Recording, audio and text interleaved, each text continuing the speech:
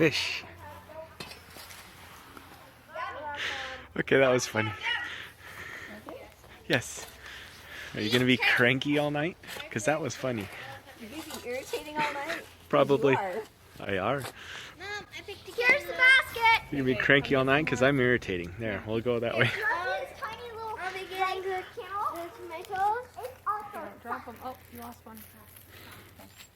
So Julie is back in her home territory where she knows exactly where she is. Huh? She knows exactly what she's doing here. It's dirt. You have to talk up. Yep, she's the winner. So we're down at our host's for the night, who needed help with the garden because it's getting cold. And they are harvesting their tomatoes and all of their fruits actually, and letting them ripen. Beautiful harvest this year for them. And show them the cantaloupe.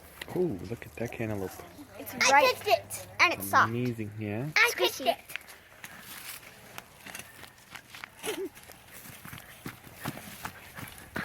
Stop laughing. John, it's going to make crappy video. Knock it off. Mom, there's a green pumpkin. Hey. Are you sure it's a pumpkin and not a watermelon? It's a very agreeable camera, honey. As the sun disappears over the top of the mountains. It started leaking again.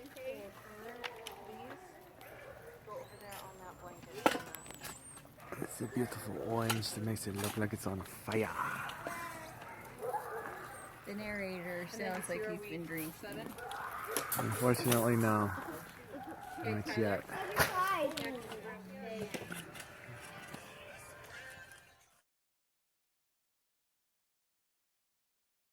A tea kettle is very helpful. It warms water up quickly.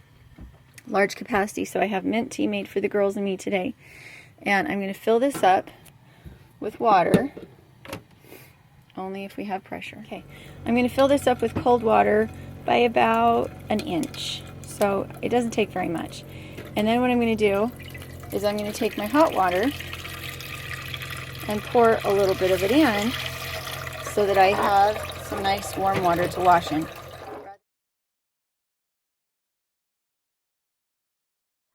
So this is really what it looks like in this small of an RV. I do have stuff in the sink. It's clean. Now in the drawer underneath, I have potatoes and some onions from my garden. And I'm going to bake enough for us to have them for lunch. And then I'm going to bake an equal amount for me to make up as hash browns for breakfast. So there's 4 of us, so I need 8 potatoes. So I have 1 too many. And I can save these others for later. Whenever I wash something, instead of just like running the water, like with dishes or with produce or something like that, instead of just running the water, I pour a small container of water and I let things soak for a minute. And that way, I'm not running water down the sink. And then if it's still clean, I'll save it for washing dishes for later. And that's one of the ways that we conserve water. My bowls. Take the potatoes. So I've already got it preheating.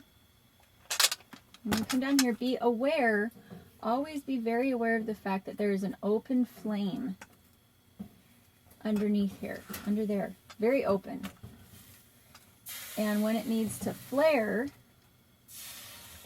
to give a little more heat, it really goes whoosh. So be careful. So there we go. I have it set at 350. Now, would it be an awful lot less propane to use the pressure cooker? Yes. But right now my pressure cooker is missing a screw on the lid. You never want to use a pressure cooker if any part of it is broken, because the high pressure. You don't want it to explode. You don't want it to malfunction.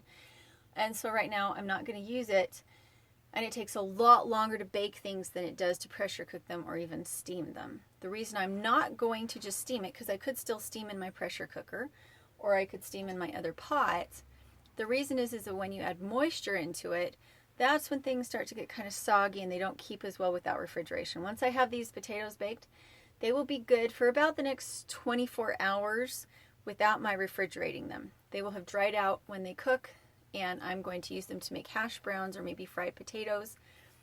And so that's why I'm doing it this way, is because if I have to turn the oven on anyway, I want to bake as much as I can that will keep for the next 24 hours.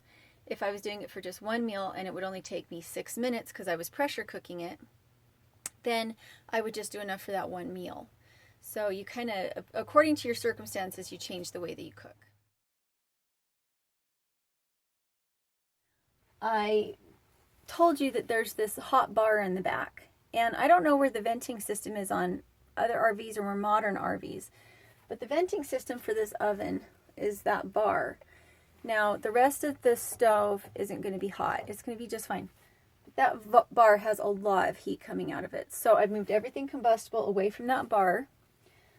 The wood box I moved. The glass jars, they're okay. They can get warm. This basket is okay. I moved it far enough away. But now I'm going to stay in the RV.